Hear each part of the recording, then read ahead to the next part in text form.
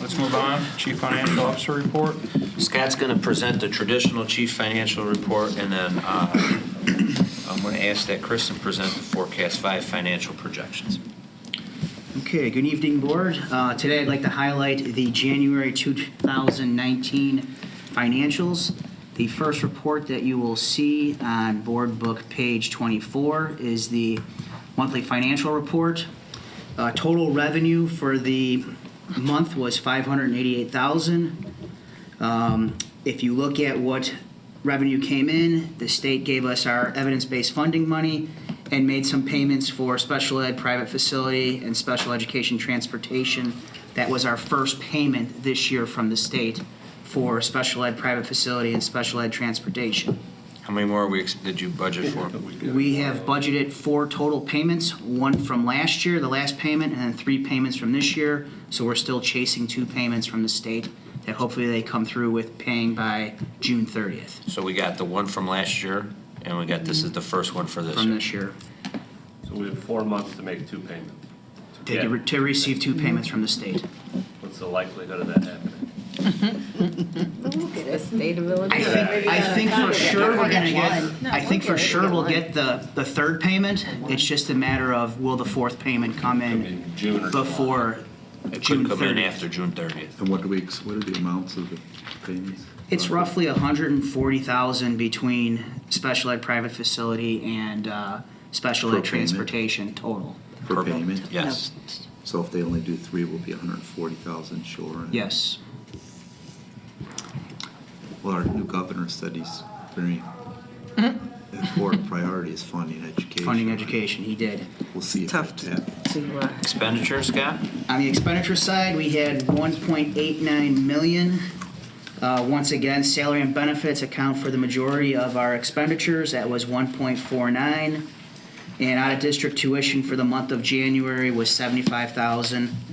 Our operating fund balance at the end of January is $12,692,950.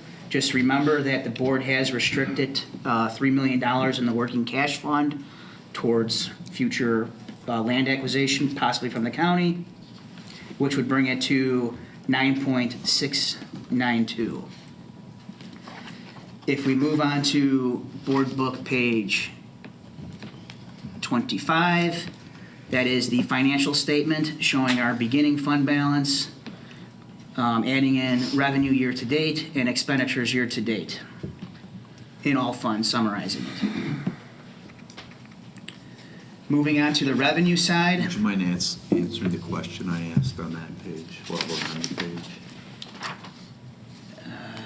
Negative $3 million Just under the fact revenues that and we're- expenditures. Oh, 3 million, yep.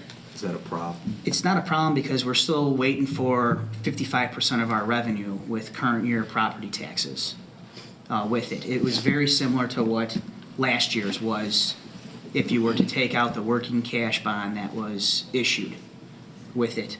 So it's not a concern yet on it because we are still going to collect 55% of our revenue with our current year levy. Well, this January and February tend to be the low points of the fund balance each year, correct? Exactly. Because We haven't seen second. we don't get the second payment until after the March. March 1st due date when people start paying Paying in, their and then property Cook County will, or the county here, and will start distributing funds a month later-ish, right? Mm-hmm. Sometime. We have started receiving our current year one, so you'll Yeah. see that in our next month's Right. financial report.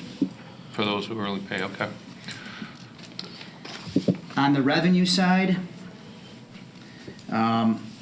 tracking at 48%. I know there was a question submitted that we're at 58% of our budget, and last year we were at 61%. That includes the $3 million working cash bond that was issued. If you took out the working cash bond, we were at 49%, and we're currently sitting at 48% of operating revenue on it. So we're tracking pretty consistent with it. Thank you. On the expenditure side, we are tracking right at exactly what we did last year with it. If everything comes in with it, knock on wood, that we don't have any major expenditures that hit, we should come right in at budget or better. Moving on to the revenue expense report that follows the financial statements. There was a question submitted on board book page 28 in regards to prior year levies on it. In all fund areas, we're about 1% off of what was budgeted. Some of the issues that we could have here is if we pick up some late property tax payments on it, received from our taxpayers, it's going to bring down the amount that we have that currently that we're under budget on it. With that, it should bring it much closer to 100% of budget on it, so I'm not concerned overly with it, but being within 1% of what the budget is, I think that's a pretty good estimate as to where our prior year levies are. I think that's pretty close.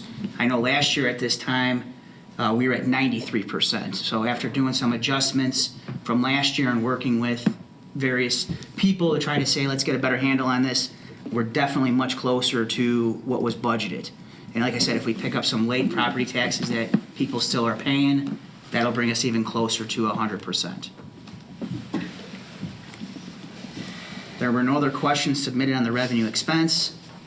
Following the revenue expense is the student activity accounts.